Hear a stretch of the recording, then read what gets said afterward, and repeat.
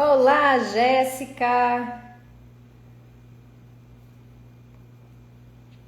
Como é que é ali? Vanessa, isso? Karine, Lino, Ana. E aí, pessoal, tudo bem?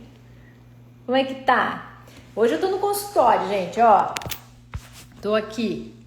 Vou mostrar aqui, ó, meu consultóriozinho, tá? Porque muitas vezes das lives que você vê aquela parte de um fundo azul é no meu escritório, lá de casa. Gente, tava trabalhando, olha aqui. Tava com a minha touca e fica com o cabelo todo arrepiado. Boa tarde! Pra mim, bom dia, gente, porque eu nem almocei ainda. Tô aqui com vocês, nem almocei ainda. Quem é que conhece meu consultório? Às vezes eu mostro pra vocês aí, né? Eu vou virar a câmera pra vocês verem meu consultório aqui, tá? Olha lá, ó. Olha lá, a minha girafilda que me acompanha. Agora, hoje eu tô aqui, gente. Tô pouco ultimamente no consultório. Bem mais com vocês, alunos. Bem mais dando aula. Mas eu sou apaixonada aqui, né? Pela parte clínica. Então, a gente quer também estar perto dos pacientes. E é importante para que justamente eu possa trazer casos clínicos para vocês, para que a gente possa debater, para que a gente possa conversar. E aí, quem é que tá no consultório? Quem tá aí no consultório hoje? Me conta. Tati. Oi, Valesca, tudo bem? Aluna querida, faz tempo que eu não te vejo numa live. Tudo bem? E aí, quem mais? Deixa eu ver. Laboratório, Melissa. Oi, gente, galera, boa. Gente, hoje eu vou trazer um caso clínico bem bacana, tá? Então fiquem comigo até o final. É um caso clínico que a gente vai falar sobre as tendências da classe 3, como elas acontecem, principalmente naquele paciente que é vertical, que a face é mais longa, tá? Com certeza, se não surgiu esse paciente para você aí, vai surgir, vai acontecer, vai aparecer. Fique tranquilo, né? Quanto mais você entra na ortopedia, mais bucha vai aparecer na tua vida, mas isso é bom, porque significa que você está conseguindo enxergar o que você não enxergava antes. Porque muitas vezes as buchas já acontecem, elas já começam a aparecer. Só que às vezes nosso olhar não está treinado para visualizar em que, quando a gente fala que a gente tem que tratar as maloclusões no momento que a gente detecta, muitas vezes a gente não está detectando. O fato não é que, não, eu encaminhei, eu aguardei. Às vezes o aguardar é que a gente não está avaliando de fato que aquele paciente precisaria de um tratamento naquele momento. Então hoje a gente vai falar um pouquinho sobre esse tipo de caso. Estou perguntando quando é que terá curso.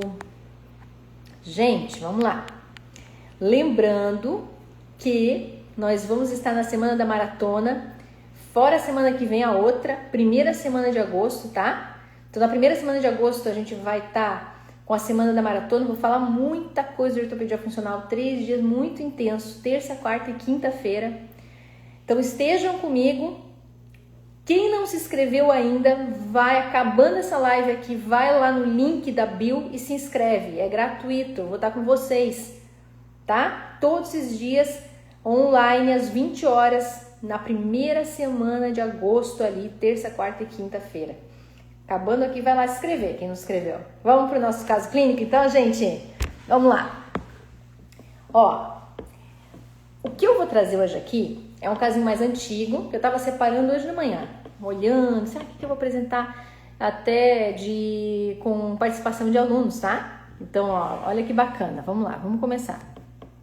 Deixa eu pegar aqui. Vou ver se eu consigo compartilhar as imagens.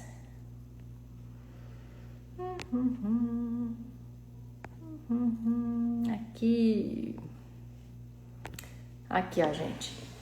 Pacientezinho que você percebe na face do paciente uma tendência bem expressiva à classe 3. Não é? A gente percebe claramente que o paciente que tem essa tendência à classe 3, mesmo ele jovem, com 7 anos de idade, dá um aspecto muito mais envelhecido. Porque quando o perfil é côncavo, gente, envelhece demais o paciente. E mesmo ele jovem, você olha e você pensa, nossa, o paciente parece mais velho. Então, essa condição da classe 3, da mesioclusão, como a gente chama na ortopedia funcional dos maxilares, a gente está imaginando aqui que não é só dentário. A gente tem que imaginar que pode ter fundo de base esquelética. E como a gente vai conseguir avaliar se tem ali fundo de base esquelética? Pedindo os exames complementares, avaliando o traçado cefalométrico. Isso é importantíssimo, gente. Não dá para só a gente avaliar dente ou oclusão. Mas também é importantíssimo a gente fazer a boa avaliação oclusal. E não só estático, e sim dinâmico. A gente tem que fazer as avaliações dinâmicas. A gente tem que entender como é que está a função do paciente. Porque muitas vezes esse paciente não está numa classe 3, não está com uma mordida cruzada anterior ainda, mas ele está com uma protrusiva quebrada. O que significa isso? Funcionalmente não está adequado. Ele está com vários fatores ali que podem desencadear mais tarde disfunções temporomandibulares, em abertura, fechamento. Como é que está o teu paciente na função dele?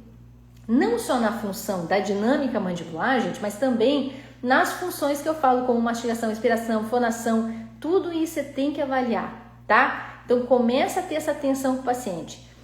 Então, de fato, quando você está recebendo o teu paciente, faz essas avaliações e é claro que a foto, né? Porque aquela foto 3x4 que eu falo, é claro que é muito importante a gente também fazer de todo o corpinho do paciente para avaliação postural, mas a fotinho 3x4, que é essa que eu estou mostrando, a básica, gente, qualquer centro radiológico faz para você. O que é legal é que você consegue, de uma forma estática, mostrar para os pais alterações como assimetrias da postura, assimetria facial, o quanto realmente esse paciente é mais côncavo. Olha como a gente consegue observar muito mais uma foto ali paradinha para mostrar para os pais. Então, antes de sentar o paciente na primeira consulta, colocar o paciente naquela cadeira sentada ali na posição de que você está avaliando tudo, geral, se você é o odontopediatra, né, ou clínico geral, está avaliando o total do paciente, olha e diz assim, eu acho que ele precisa de um aparelho. Você criou uma encrenca para você mesmo. Por quê? Porque você desmerece tudo que você poderia de fato fazer de estudo para esse paciente e mostrar para os pais. É um baque, você vai falar uma coisa assim, sem de fato ter um estudo mais apurado. Então, gente, façam tudo isso que eu falei para vocês na primeira consulta, façam fotos, ou pede foto do centro radiológico, pede tudo para depois conversar com os pais. Quando eles veem uma foto dessa, gente, é muito mais impactante como eles conseguem perceber as assimetrias, o quanto o paciente é côncavo, o quanto isso está interferindo, né, na boa estética do paciente. Não é só dentário, a estética facial. Então, tirem esse... Gente, o que eu posso dar dica hoje para vocês vai mudar a vida de vocês. Parem de tirar conclusões precipitadas, mesmo que você saiba que aquele paciente precisa de um aparelho. Façam todos esses dados, reúne tudo, porque isso engrandece muito a tua postura como profissional. Daí deixa para uma segunda consulta para conversar e mostrar tudo para os pais. Então esse paciente, a gente percebe diversas situações nele, né? A gente percebe como eu tenho um perfil reto para côncavo, que isso afeta diretamente, gente, a estética desse paciente. Ele parece muito mais envelhecido que um paciente de 7 anos. A outra coisa que vocês conseguem observar, me falem aqui o que vocês conseguem observar nessa foto junto comigo. O que mais que vocês estão observando aqui? O que mais que vocês percebem nesse caso que vocês estão vendo? Vou amarrar meu cabelo aqui. O que vocês diriam? E aí, gente? Olhando a foto, o que chama a atenção de vocês? Gente, vocês conseguem perceber o quanto esse paciente joga a cabeça para frente? Ele joga o pescoço mais para frente e rotaciona a cabeça.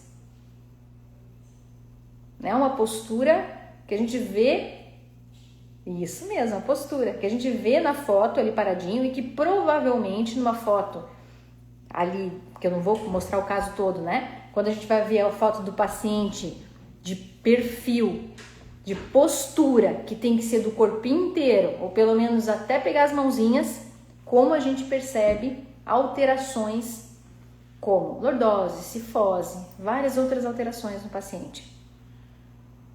Mas só com essa foto paradinha já é possível a gente perceber essa postura alterada, não é? Ó, o quanto o deslocamento na mandíbula, ele força bastante. Isso tem a ver com a postura, Sheila. Essa rotação que ele faz com a cabeça. né? Então a gente percebe isso, tudo acaba comprometendo muito mais do que só a oclusão do paciente. Então quando me falam assim, mas é só oclusão, não tem nada a ver, não existe estudo que comprove que é real esse efeito cascata que vai levar a algum problema de coluna, gente, isso é básico, né? Tudo está interligado.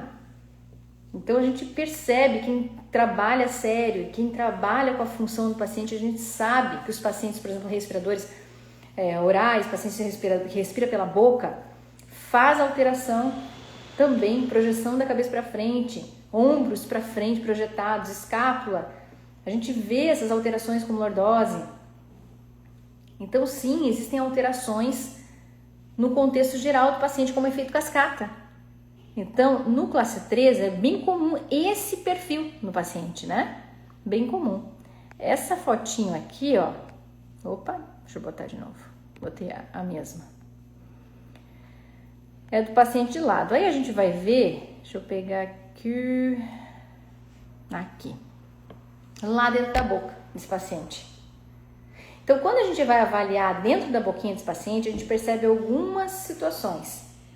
A gente percebe um avanço mandibular, né? Só que será que é real esse avanço mandibular? Será que é a mandíbula que está mais para frente? Eu estou conseguindo tomar base do que eu estou falando para vocês de uma foto, sem avaliar a estrutura esquelética do paciente, né? Mas eu consigo perceber que eu tenho uma discrepância entre maxila e mandíbula. Eu consigo perceber que essa discrepância a gente já consegue avaliar ali pela chave de oclusão de canino. A gente consegue perceber em que os incisivos já ultrapassaram, os incisivos inferiores já ultrapassaram os incisivos superiores, né? Eu não estou mais nem no topo.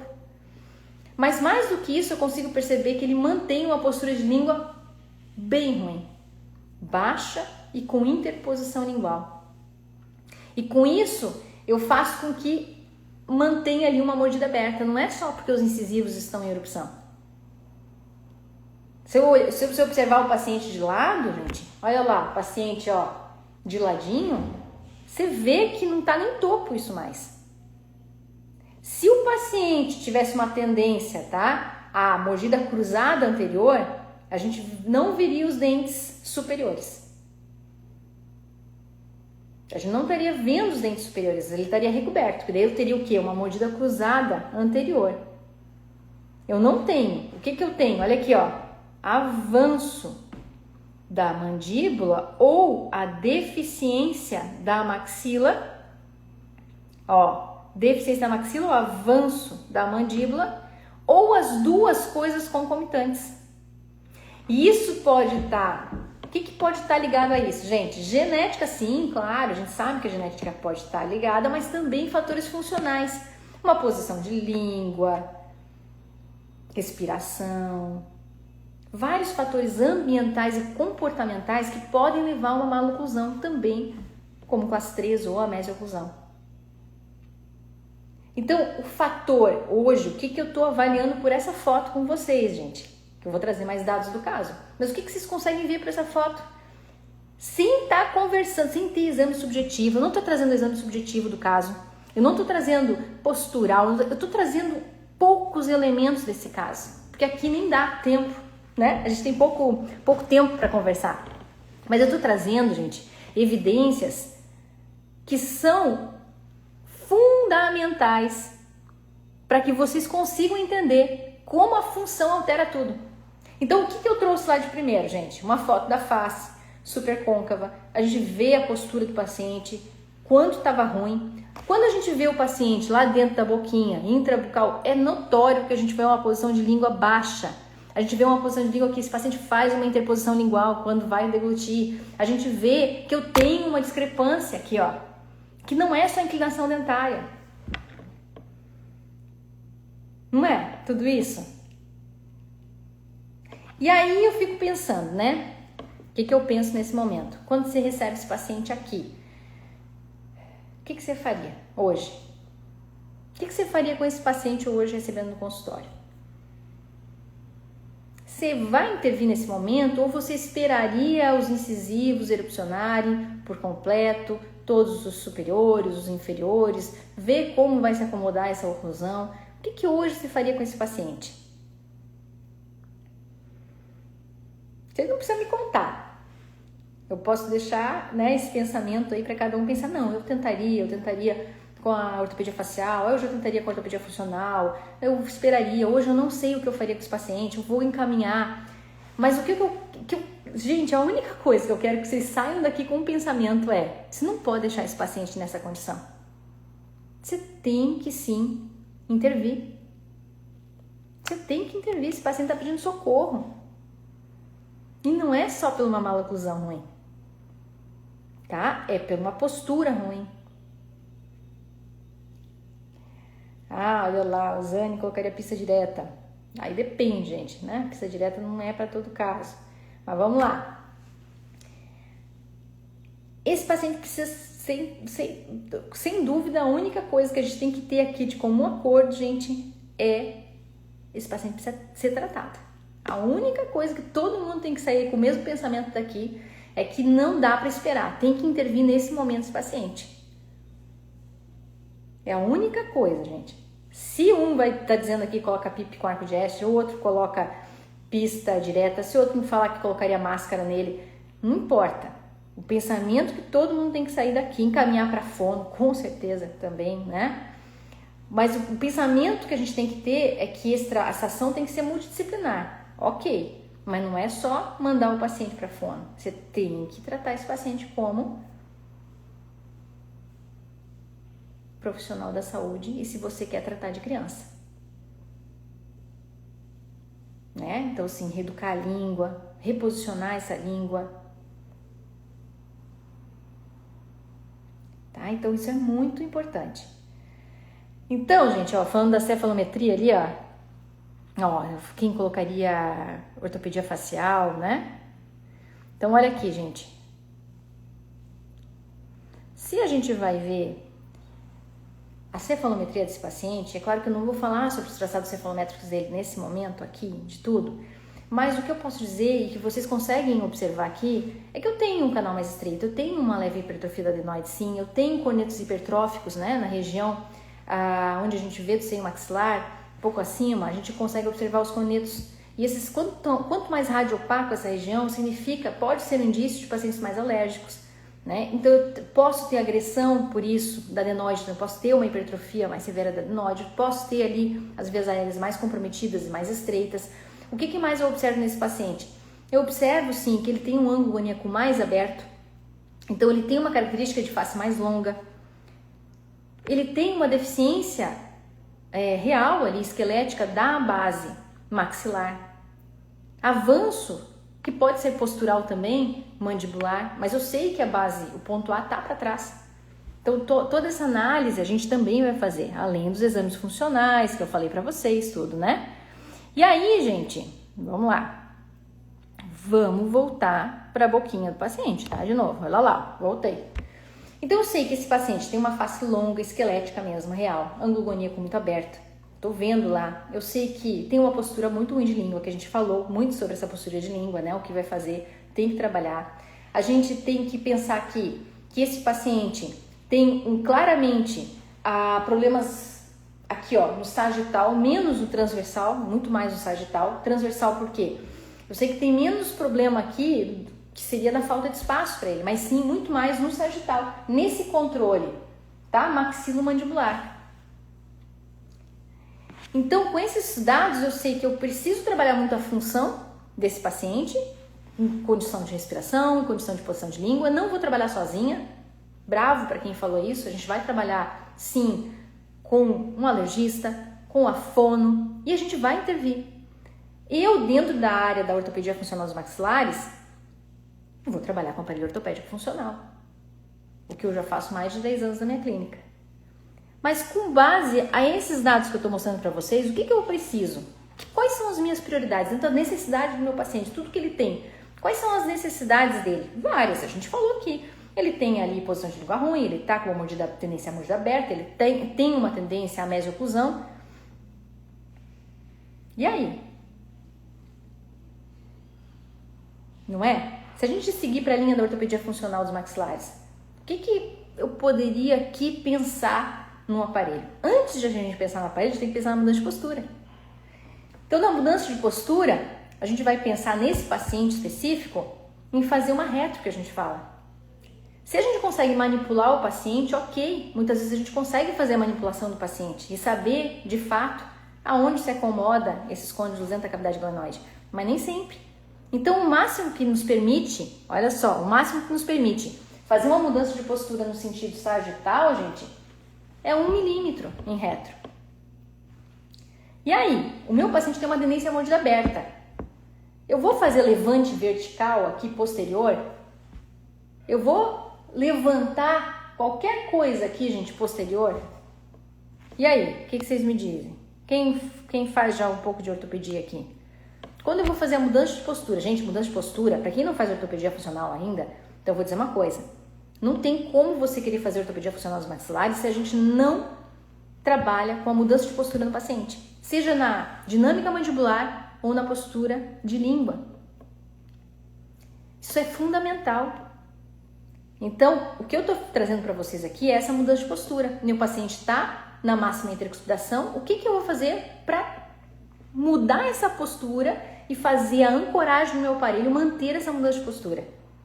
Nesse caso, eu vou dar a retro de 1 milímetro, porque o máximo que eu consigo, se eu não consigo manipular o paciente, é os limites fisiológicos sagitais. E eu não vou, tá aqui, ó, não, é isso aí. Eu não vou abrir vertical. O que é abrir vertical, gente? Isso aqui, ó, eu não vou fazer nada, nem 1 milímetro sequer lá posterior. Mas como é que vai passar a fio, né? Se a gente pegar ali, como é que vai passar? Quando você faz a mudança de postura, seja em pró, avanço ou em retro, você consegue espaço para passagem do fio, tá? Só com essa mudança de postura que você vai fazer, garanto, na maioria dos casos. Claro que isso precisa de tempo para aprender, né, gente? Mudança de postura não assim, você precisa aprender sobre como fazer, mas normalmente você não precisa se preocupar com isso. A própria mudança de postura em retro ou em avanço, ela permite espaço para passagem de fio, certo? Então a gente tem que pensar aqui que a minha mudança de postura vai ser retro e sem levante, porque o meu paciente tem uma tendência a mordida aberta, eu não levanto posterior. E aí eu vou pensar em aparelhos que vão me ajudar o quê? A fazer movimento de rotação. Por que eu quero um aparelho que faça movimento de rotação? Porque o meu paciente tem uma ângulo guaniano aberto, super aberto. Só que eu também estou dando a retro, e essa retro vai chegar a topo, com 1 milímetro ali, tá? Então, nesse caso específico, olha aqui, ó, eu posso sim utilizar um SN3, olha aqui. Só que esse SN3 não vai ser um SN3 puro, né? Olha lá, SN3 pequenas aletas, né? Inferiores, conhecido. Ele não vai ser com essas características de SN3. Ele vai ter uma mudança na ancoragem. E o que eu vou colocar nesse SN3? Quem é que poderia me ajudar aqui? Quem é que eu poderia alterar nesse SN3 aqui? Porque o SN3 vai fazer um movimento de rotação, porque eu tenho um ângulo guaniano aberto, tenho uma mordida aberta, mas eu tenho essa tendência à mesoclusão. Então eu preciso fazer esse movimento de retro e eu preciso de uma ancoragem para isso, para esse movimento.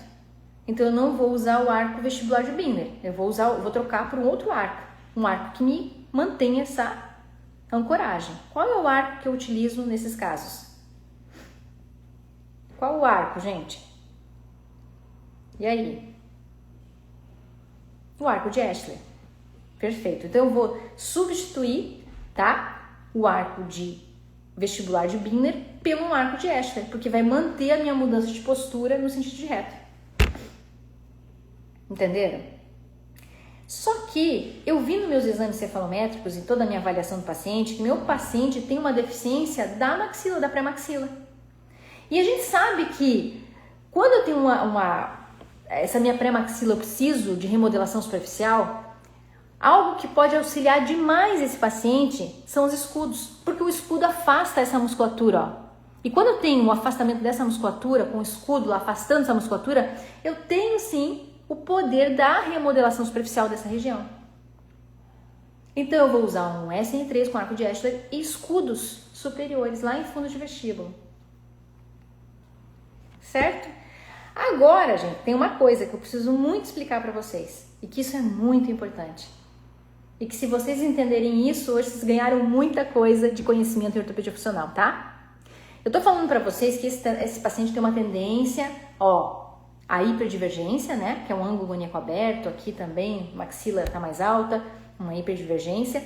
Ele tem uma tendência à mordida aberta, real, ok. Só que se meu paciente, esqueleticamente, tivesse um ângulo maníaco super aberto, o quanto for aberto, não importa, mas ele tivesse uma mordida cruzada, se tivesse uma mordida cruzada, você não pode usar um SN3 com arco de Ashler. Por que você não poderia utilizar um arco de Ashler com SN3 no caso de um ângulo maníaco muito aberto? Você quer fazer movimento de rotação, você tem um ângulo maníaco aberto, mas se ele tivesse uma mordida cruzada, por que você não poderia usar?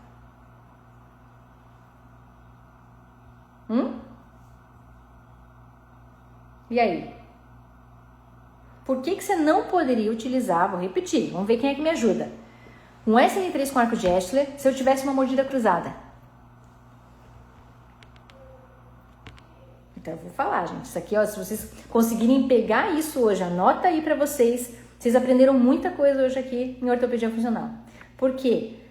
O SN3 puro, gente, ele faz movimento de rotação direta. Movimento de rotação direta. Então, se você tem uma mordida cruzada real aqui na frente, mesmo que o paciente tenha face longa, e você coloca um SN3 com arco de Ashler, o que vai acontecer? Vai ficar tentando fazer movimento de rotação. Você não vai tirar o teu paciente da mordida cruzada. Você não vai conseguir sair desse padrão. Bem isso. Então, o que você precisa fazer se tiver uma mordida cruzada? Você precisa levantar. Aí você precisa ir para outro caminho. Porque primeiro, o teu objetivo é fazer translação e depois rotação. Então, você não pode ir puramente para um SN3 com arco de Ashler. Você vai ter que fazer movimento primeiro, ó, de translação. Depois que você descruzou, você vai fazer rotação.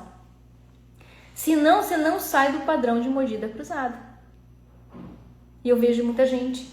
E sim, poderia ser um BNC, podia ser um SN3 com salto, para dar ancoragem no vertical do paciente, depois tira salto. Depende muito de cada caso.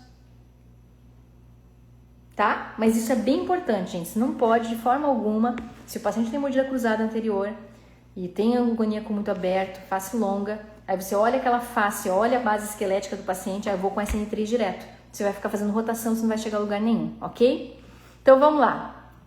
Nesse caso, eu não tinha uma mordida cruzada, ok? Não lembram, né? Vamos voltar para a boquinha dele? Olha lá, mordida aberta, tendência a conseguir com a reto chegar a topo. Se eu conseguir com a reto chegar a topo, não tá cruzada, consegui a reto direta, já fazendo movimento de rotação, certo?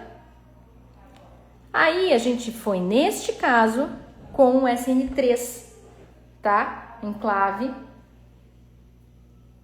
arco de Ashler enclave, com escudo direto.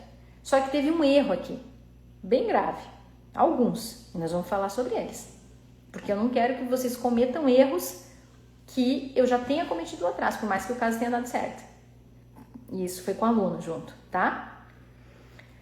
Algumas coisas que não pode acontecer no arco de Ashler. Ele não pode ficar alto no meio dos dentes, lá na parte posterior, lá de baixo, nos dentes inferiores. Aonde tem que tocar esse arco de Ashler, gente? Ele tem que tocar na cervical dos dentes inferiores, senão ele vai inclinar a dente. Então o arco de Ashler toca na cervical dos dentes. Tá. Colocou o aparelho na boca e viu que o arco de Ashler está tocando no meio do dente, ok? O que você faz? Faz a ativação do arco de Ashler para ele baixar. Só que se teu escudo veio junto com o arco de Ashler, igual tá nessa foto, tá vendo que o escudo, gente, o escudo lá, ó, ele tá junto. Ele foi feito junto com o arco de Ashler, você não consegue mexer no arco de Ashler. Então não cometam esse erro. Tô trazendo aqui uma coisa bem bacana. Não faça o arco de Ashler junto com o escudo, porque senão você não consegue mexer no arco de Ashler. O que você vai fazer? Então, eu vou dar uma dica aqui para vocês. Vou mostrar na foto aqui, ó. Olha aqui, ó. Você vai fazer o escudo separado do arco de Ashler. Porque daí você fica livre para fazer a ativação do teu arco de Ashler. Então, se ele veio mais alto no laboratório, veio mais baixo, às vezes acontece, gente, da mudança de postura, da diferença, você tem o poder de ativação. Aonde se ativa o arco de Ashler? Não é aula de ativação, né? Às vezes a gente traz aquela de ativação também. Mas aonde você vai ativar o arco de Escher? Você vai ativar nas alças maiores, essas mais altas que ficam lá no fundo de vestíbulo. É ali que você vai ativar para subir e descer. Aliás, tem um post muito bacana lá no Insta, aqui no Insta, no feed, que eu mostro passo a passo de como ativar essas alças. Desce, quem não viu, vai lá, desce, procura que tá lá. E eu mostro, então, como você vai subir e descer esse arco de Escher, tá? Você pode fazer o escudo separado e ele não vai vir do mesmo travessão que tá saindo do teu arco de Escher, ele vai sair para trás. Então, ele vai sair entre primeiro e segundo molar descido. Porque senão você acaba subindo a tua mudança de postura. Eu prefiro, eu coloquei essas duas imagens, tá? Porque esses dois escudos estão diferentes. Um, você vê que ele desce, ele fica bem alto toda a base dele de fio também. O outro, ele vem mais juntinho. Ó, tá vendo? Ele vem juntinho com o arco de Escher. Eu prefiro esse que tá na foto do modelo e não na boca do paciente, que é de outra boca, só que antes de fazer a foto no paciente foi feito no modelo. Eu prefiro desse jeitinho ali que tá? O arco de Escher. Porque eu acho mais confortável para o paciente. Mas façam separado. Façam um arco de Escher separado de escudo, tá? Então, foi utilizado, vamos relembrar? Um SN3 com arco de Escher e escudo para esse paciente. O escudo para afastar essa musculatura de fundo de vestíbulo, para que a gente ganhe e tenha remodelação superficial dessa região. E o arco de Escher, a gente também vai auxiliar nesse afastamento. Ok, não tanto quanto os escudos, as almofadilhas, né? Não tanto, porque ficam bem aqui em fundo de vestíbulo, mas auxiliam também. Mas principalmente para ancorar a minha retro que eu fiz no paciente. Então vamos voltar de novo, aqui ó, como estava o paciente com o aparelho, olha lá. Tá? Quanto tempo depois a gente chegou nessa condição com o paciente? A gente chegou nessa condição 6 meses depois. Então já veio os laterais que não tinham vindo ainda, né? A gente chegou nessa condição com o paciente. Ok? Tirou o aparelho total do paciente 6 meses depois? Não, gente. Não. Ele continuou ainda a utilização. Foi trocado para outro SN3 sem o escudo. Foi trocado para outro SN3. Não importa, você pode às vezes fazer trocas de aparelho pelo mesmo aparelho. Só que não precisou mais de escudo.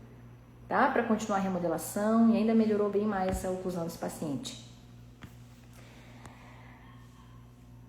Se tiver mordida cruzada anterior, quais os atuais aparelhos que poderíamos usar? Aí depende, Ana. Depende muito. Se a tua mordida cruzada anterior, o teu paciente tem tendência a meso, qual é o problema? Ele é meso verdadeiro ou é uma deficiência maxilar? É concomitante as duas coisas? Se teu paciente tem face curta ou face longa? Face curta, se for uma meso verdadeira, eu gosto muito do Binner C, auxilia demais. Se teu paciente tem face longa, e depende de como está cruzado, pouco, muito, né? Eu digo, quanto tem de negativo, né? No overjet, você pode, em alguns casos, ir para um SN3 com salto bilateral, para dar essa ancoragem, até chegar a topo e aí descruzar e depois você tira o salto, tá? Uma das alternativas. Então temos o Binner C, nós temos o SN3 com salto, nós podemos utilizar a PIP com arco de Escher nos casos que eu tenho mordida cruzada posterior também e anterior. Então vai depender, eu tenho o SN7 não totalmente cruzado, mas eu tenho normalmente na dentição, final de dentição mista, eu posso com um ângulo goníaco muito aberto, muitas vezes eu posso fazer essa retro direta com o SN7, que é outro aparelho. Então vai depender muito de cada caso, idade do paciente e de fato qual é a discrepância esquelética dele, total mandibular com maxilar. Mas esses são os aparelhos que eu mais utilizo, que eu acabei de falar, tá? E aí, gente, eu mostrei, Nelly, lá no começo. Depois, quando você voltar na live, vai ficar gravado, você vai ver, tá bom? E aí, gente, o que acontece aqui? Quando você utiliza esse tipo de arco de Escher aqui, ó, que vem com escudo direto, você tem uma dificuldade enorme da ativação nas alças. Então, o que eu tive que fazer com aquele aparelho quando eu recebi e vi que o arco de Escher estava mais alto na boca do paciente? Eu tive que tirar o escudo e depois tive que recolocar em outro aparelho. Então dificulta algumas coisas. É claro que esses imprevistos vão acontecer no dia a dia, gente. O mundo não é perfeito, né? De nós de dentista, menos ainda. A gente tem perrengue. Por quê, gente? Porque, a não ser até mesmo no meio digital, quando a gente faz as coisas no meio digital, mesmo assim, acontecem erros, falhas.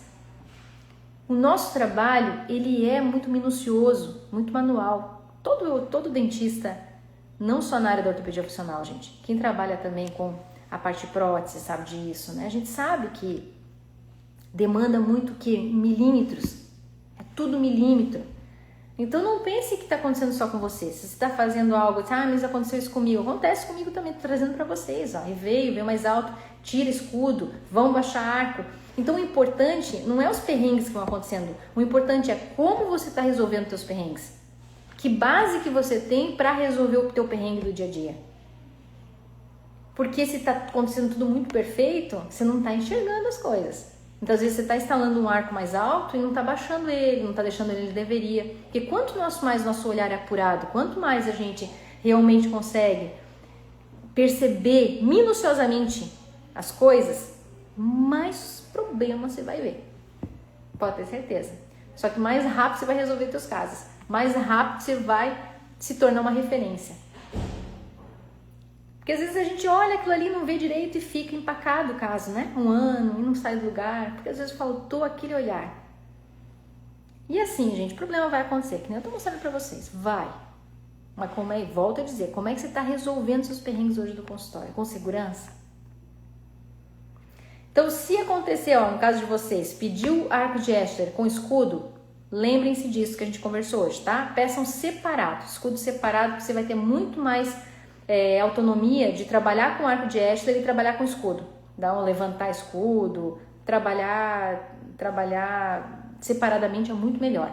Se acontecer, vocês vão lembrar de mim, tá? Aconteceu de vir junto, arco de Escher tá muito alto, muito baixo, vocês vão ter que tirar, tá? Tirar toda essa parte do acrílico do escudo ali, tá? Tira tudo, deixa livre teu arco de Escher para mexer e depois, posteriormente, manda para o laboratório para colocar o escudo.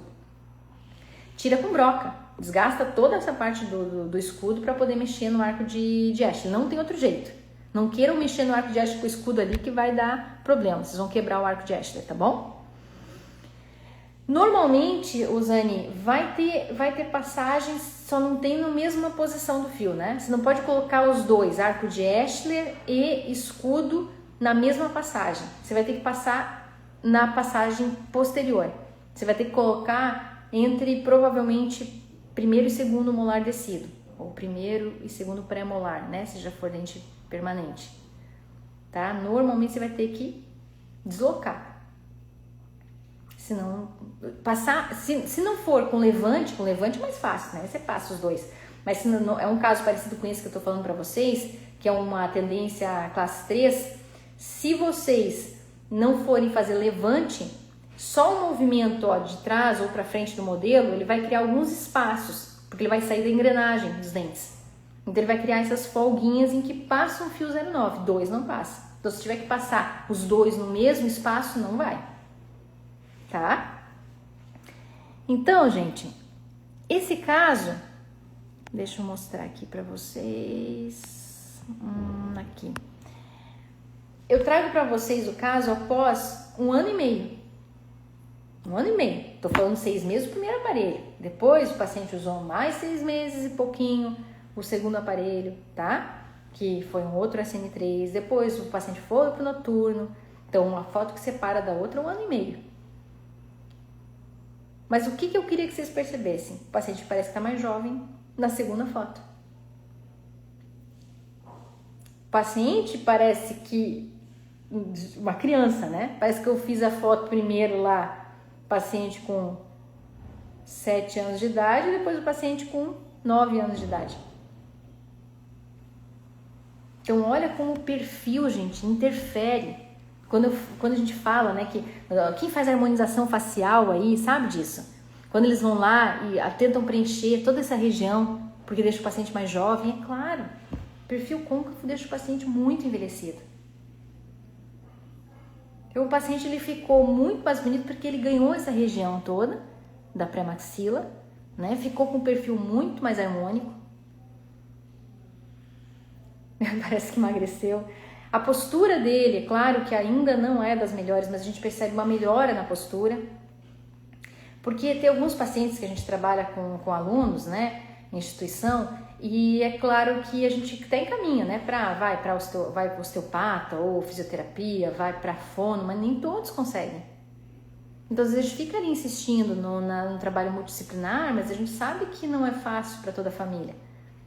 Né? Então, a gente vai querer trabalhar com multidisciplinar, vai trabalhar com fono, vai trabalhar com... Só que nem em todos os casos a gente consegue, né? Então, é isso, gente.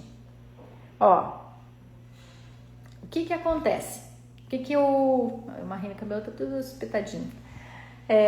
O que que acontece quando a gente vai trabalhar com um paciente e o paciente tá lá, você fez o resultado, deu o resultado do paciente nos primeiros 6 meses, como eu mostrei para vocês. Então, nos primeiros 6 meses eu tive um bom resultado. Eu descruzei, tava bonitinho. Mas o que que acontece se eu não mando instabilidade? O que que acontece se eu não dou continuidade no tratamento? A tendência é ter recidiva.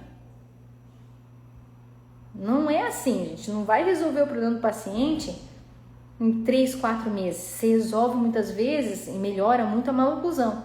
Mas não. Quando você vai liberar esse paciente? Que isso é uma grande dúvida. Que momento se libera esse paciente? No momento que você vê que as funções estão corretas. Significa que o paciente vai ter que ficar usando o integral 2, 3, 4 anos? Não.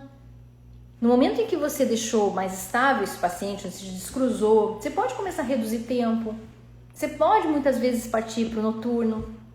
E quanto tempo é a estabilidade? Isso muita gente pergunta. Quanto é que é essa estabilidade? O ideal, gente, que a gente fala dentro da ortopedia funcional dos maxilares, é o dobro do tempo em que ele fez a fase ativa. Então, se eu conseguir, demorei lá, né, uns 6 meses para conseguir descruzar uma mordida, fechar uma mordida aberta, eu vou pelo menos para a estabilidade daquilo usar mais 1 ano. Pelo menos. Posso reduzir tempo? Em alguns casos, sim. Outros, nem tanto. Mas como, Suelen? Depende, por exemplo, vou dar um exemplo aqui, posição de língua. É muito ruim do paciente. 6 meses teve uma melhora significativa? Ele está acompanhando com fonoaudiologia ali, né, com motricidade oral? Você está percebendo melhora nessa posição de língua, nessa interposição? Porque se você não tá respondendo positivamente também as funções do paciente, mesmo que você tenha melhorado a oclusão, não significa que vai ter estabilidade. Então é necessário sim a gente ter estabilidade funcional para que não tenha a recidiva. Então você tem que acompanhar junto com o que você está ali transformando a face, o sorriso do paciente, você tem que lembrar da função desse paciente. É importantíssimo, tem que lembrar que essa função precisa estar adequada. Nesse caso, se o paciente continuar com uma interposição lingual e eu liberar total do aparelho, depois de 6 meses que eu mostrei para vocês, vai ter recidiva. Eu tenho um vídeo, deixa eu mostrar aqui, só que eu vou ter que virar, tá? A protrusiva dele, é claro que inicialmente era quebrada, né? Vocês lembram que a mordida dele era totalmente aberta. Então, todo tipo de mordida aberta, a gente vai ter uma protrusiva quebrada. Não tem uma outra forma. Só que esse paciente, eu tenho um vídeo dele aqui, deixa eu pegar. Só um pouquinho. Já que me pediram da protrusiva, né? Apresentar. Aí, no momento em que a gente fez os primeiros 6 meses, né, de uso, ó, aqui, ó, deixa eu mostrar pra vocês aqui. Deixa eu virar minha câmera, tá? Opa, ó, olha lá, tá? Pós 6 meses. Então, a gente via aquela protrusiva que tava quebrada lá de início, obviamente, porque tinha uma mordida aberta. E agora, quando ele tá topo, né, ó, tá indo pra DA, e quando ele avança, olha lá, ele vai para uma fisiológica, né? Então, ele começou com uma quebrada e terminou com uma fisiológica. Então, isso é importantíssimo também. Muito bom a tua observação, Fê. Foi a Fê? Não, foi quem que falou da... foi a Moni, né? Da protrusiva, gente. Não tem como liberar o paciente também se ele não tiver com uma protrusiva fisiológica. Se tiver quebrada, ainda não dá para liberar esse paciente. Tá? Então, ele terminou com uma fisiológica. Nos casos, Fê, de mordida cruzada em bebês, depende muito. Depende o quanto você tem desse overjet negativo, que a gente fala, né? O quanto você tem. Mas normalmente o bebê não é tanto, é muito mais. O bebê ele procura o primeiro DA, quando vem os primeiros incisivos. E às vezes nesse momento cruza. Então você pode começar a trabalhar com as massagens, antes da pista direta. Você pode trabalhar com as massagens, e aí posteriores não conseguiu o resultado com a massagem, ou porque os pais têm dificuldade, alguns têm muita dificuldade de fazer a massagem, né, nos bebezinhos. Aí você pode partir primeiro para a pista direta, antes de aparelho. Você pode começar com o bebê de 1 ano, até menos com massagem, né, 6 meses. A hora que começou a ouvir os dentinhos, viu que está cruzado, massagem. Depois você pode ir para a pista direta, bebê de 1 ano, 1 ano e meio, 2. E depois você pode partir do princípio de intervir com o aparelho ortopédico funcional, claro. Mas após os 2 anos e meio, 3, tá? Intervenção com o aparelho ortopédico. Estabiliza com Howling? Não. Você nunca vai usar nada da parte ortodôntica para uma estabilidade. Então esse quando a gente está falando da fase inativa, do uso noturno, sempre vai ser com o aparelho ortopédico.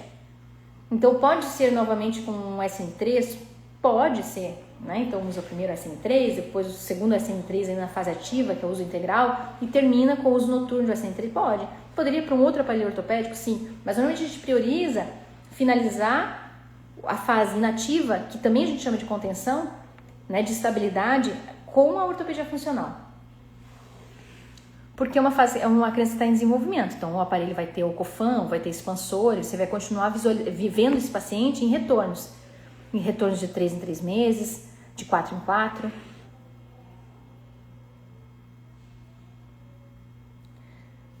Sempre conseguiremos mudança de postura em mordida aberta? Sempre. Sempre, Ana. Não é fácil. Eu vou te dizer que as mudanças de posturas mais difíceis de conseguir, Ana, é na mordida aberta. Quanto mais você for ficando boa nisso, você vai ver que mais rápido você vai fechando a mordida. A mordida aberta, ela se fecha muito através de uma boa mudança de postura. Muito, mais do que o aparelho. O SN3 é bom? É. Mas se ele não tiver uma boa mudança de postura, ele não faz milagre. Tá? Então, quando a gente aprende a fazer bem feito, quando a gente faz o movimento para rotacionar onde faz a quebrada do paciente, então isso ajuda demais. Fê, tem artigos, no curso a gente dá, né, bem sobre tudo, como intervir na dentição totalmente tecido, em massagem, em bebês, mas isso você busca em livros de odontopediatria, mas de base, também em artigos. Certo, gente?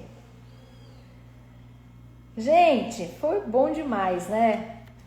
Vocês conseguiram ver que foi uma grande mudança que a gente fez na face dessa criança, através da ortopedia funcional, que não foi somente dentário, a gente vê uma mudança expressiva na face do paciente, e é isso que mais me encanta na ortopedia, desde quando eu comecei a trabalhar com a ortopedia, gente. O que mais me encanta é, de fato, o que a gente consegue fazer na face dos pacientes. A gente consegue fazer uma mudança fantástica, é uma harmonização facial, que a gente sempre fala, é isso, a gente faz realmente uma mudança fantástica na face, a gente vê a felicidade dos pais, então é muito gratificante. A gente trabalhar com criança sempre já é muito gratificante, né? Quem trabalha com criança sabe disso, mas a gente trabalhar mudando a face da criança, mudando a vida, a história dessa criança, a autoestima, tudo, gente, tem o seu valor, né? É muito bom. Vai ficar gravado, tá? Acabando agora, a gente tá acabando. Podem voltar lá para quem não viu o começo, tá? Do caso, que vai estar tudo gravadinho lá. Certo, gente? Ó, muito obrigada, pessoal. Obrigada por estar aqui comigo. Muita gente ficou até o final. Quem não pegou o começo, vai lá, volta, vai estar gravadinho, vê todo, tá? Beijo no coração, gente. Ó, na semana que vem a gente se vê de novo. Vai ter live, sempre tem, toda semana. Semana que vem a gente tem acho que mais de uma. Depois vem o cronograma, tá? Logo a gente coloca para acompanhar aqui as lives, que sempre a gente aprende um monte. E sempre no ao vivo é melhor, que vocês podem estar perguntando. Tô aqui para tirar dúvida de vocês, tempo real, tá bom? Beijinho no coração de vocês. Até mais, até breve. Semana que vem a gente se vê. E ó, quem não se inscreveu ainda na Maratona da Ortopedia, tá? Não se esqueça, acaba aqui agora, vai lá. Se inscreve agora, tá bom? Tá lá tá o link na bio. Então acabou aqui, vai lá. Beijo! Tchau, pessoal, até mais!